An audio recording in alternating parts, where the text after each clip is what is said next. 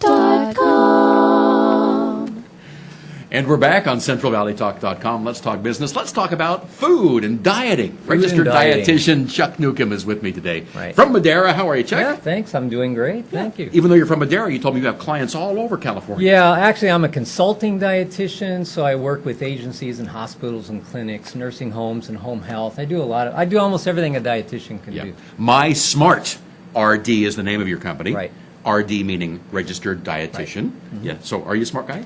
I try to be. I'm a smart aleck sometimes. Yeah, well, me too. Okay, now you look in good shape. I try to be. Yeah. I'm a vegetarian. I exercise regularly. About the same weight as I was when I moved to California. I wish I could be the weight I was many years ago, but it didn't happen that way. But so, do you try to encourage people into a vegetarian lifestyle, No. or do you leave it up to them? No, I leave that up to them.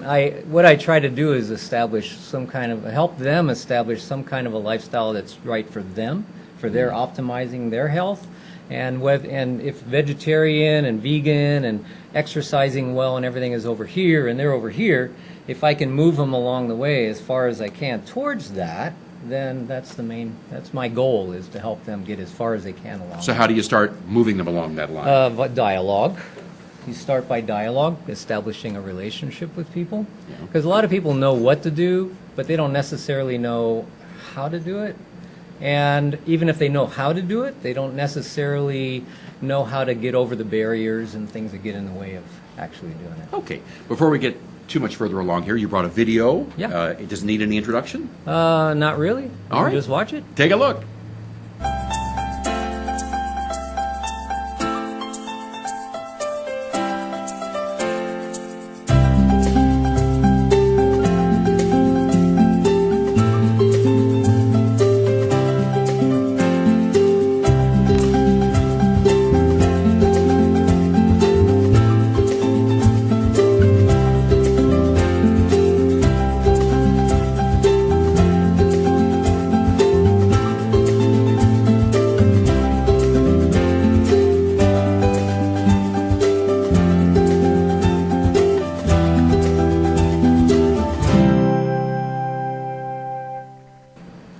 This was actually done by a lady that I work with the virtual clinic that I'm now part of.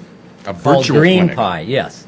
See, if I sit at home in my home office, or if I sit in a clinic at my clinic office, and I have people come to me, that's one way of doing a dialogue and doing counseling and things. But I'm trying to set it up so I can reach more people, and people that are farther away. And I'm starting a virtual clinic. You're doing it online? So this company, Green Pie, is the one. The lady who started that company is the one who did that video for me. Green Pie. Green Pie. What does that refer to? Used to be another name, but this one actually is just as meaningful. Yeah. All right. Are most of the people that you deal with obese?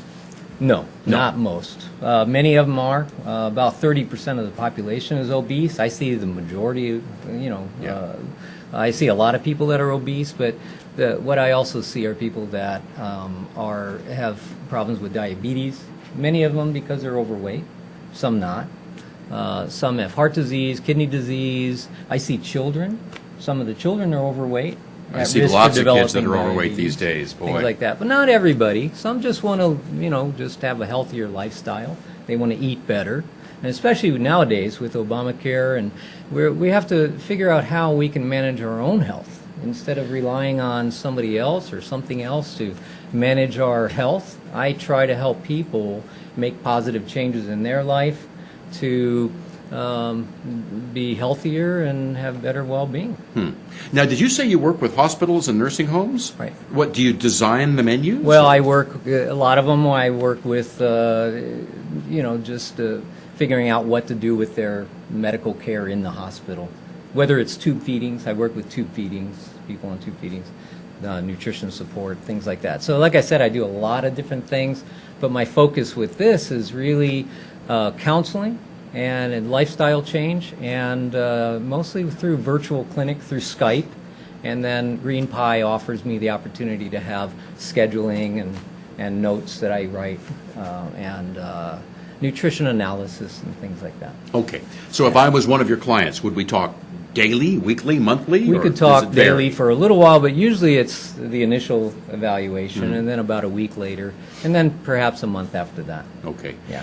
In that initial evaluation, what do you try to find out?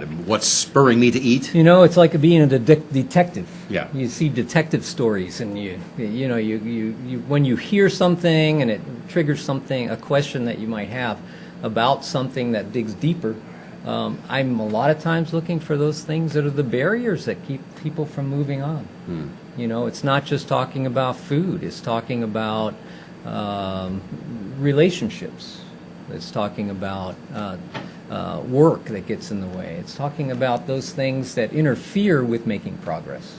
Why relationships? Because we have a relationship with food. Oh, boy, do we. We have Yeah. a relationship with food. We have a relationship with people, and they don't always go together. Right. I know every time I drive by a Carl's Jr., my mouth starts watering for a Western bacon cheeseburger.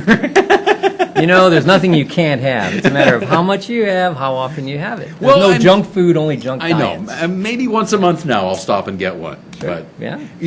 is it okay to eat anything as long as you don't eat it all the time? Right. And you can eat anything. Yeah. It's a matter Lobster. of how much, how often. Depends on if you put butter with it, right? Lobster. Well, I have to have butter with my lobster. I hate to say it, but... But the amount of lobster. So there's nothing on your do not eat list. No, there's nothing. But eat. For me personally, there is, because I don't eat meat. Nothing with a face. Yeah. Nothing with a face. So no fish, No fish. no beef. I Obviously, know no. potatoes have ears and corn have hair and stuff like that, and Do you eat eggs? I eat eggs. I eat eggs. I eat cheese, dairy. Well- but those animals are still walking around. Right. Well, Yeah, they're fine. the egg's mama had a face. Yeah, it wasn't fertilized. There are different levels of vegetarianism. Some people, Sure. only go so deep, and others are I've done totally the vegan into. for 2 years. Really? But then, in order for me to be happily married, I decided I needed to eat eggs and have dairy, cheese. Okay. I have some friends who are into this gluten thing.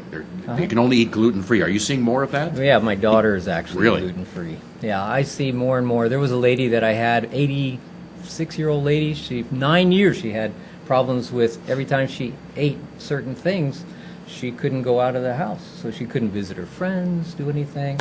We got her off wheat, and she's doing great now. Now, how And did you she's figure it out? 86 years How old. did you know it was Detective wheat? work. Detective work. What do you do? How do you do it? How much do you have? What are the symptoms like? When do you get the symptoms? Things like that. So if it turned out that it wasn't the wheat, would you have gone down the list and tried to eliminate other I things? start with things like milk or something. The where people common have, things. Lactose intolerance. Yeah. So there's certain things I start with, and then I keep chunking them down till we find something that seems to be, a possibility, and then we try it. And if it doesn't work that way, then we try something else. Okay. Right. What are you expensive? I'm not expensive at all when you consider a lifetime of health. There you go. Right. Is it based on an hourly? Yeah, or, it's or- the fees are for initial evaluation is basically about $90 to $120 for the initial evaluation. Depends on if I'm at your home or phone call, if I'm Skype, and then follow-ups are anywhere between about $50 and $80. Yeah, my information is on the website, Okay. Which is which is mysmartrd.com. mysmartrd.com. Right. And that's the best way to get a hold of you? That's the best way you can contact me through there. Look for, ideally what you want to do is look for good information. If you need more information, let me know, and I can post something on the website, send it to you. And then if you want to do a consult, we can always do that, take the next step. And you can do that through the website, too. Yeah. Did you go to school for this? Yeah, I have a master's degree, New York University. Well, in I'm a certified diabetes educator. a diabetes educator, Right. yeah. Boy, diabetes is just out of control, isn't it? Yeah. In this country? Yeah, it is. It's gotten worse and worse and worse. You're going to have a job for a Now long there's time. 12-year-olds or 8-year-olds that I are coming know. in with pre-diabetes and things. So It's insane. it is. Yeah. When you deal with a child like that, are you also consulting the parents to say, hey, you've got to That's change part of that what you're feeding? relationship. Yeah. Yeah. The food, parents, relationship. You have to have the parents involved Well, the child, as they get older, I start talking more and more to the child, but always are including the parents, making sure the child buys in on it. Right. I would guess it's probably highly unlikely that a child who is in that state, diabetic or overweight, doesn't have or has parents that perhaps don't eat the best. Usually it's a matter of modeling. Yeah, the parents are not as necessarily good models for them, but that's not always the case. Sometimes the parents are very concerned. They really want the children to do better, and they can be finicky, fickle, and it can be difficult as a parent. Okay. Yeah. Want to go get a Western bacon cheeseburger? Go right ahead. I'll drive you there. One more time, tell everybody how they can reach you. Yeah, mysmartrd.com.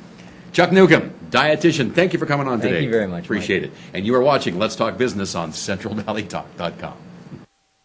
Hi, I'm Keith Fagun.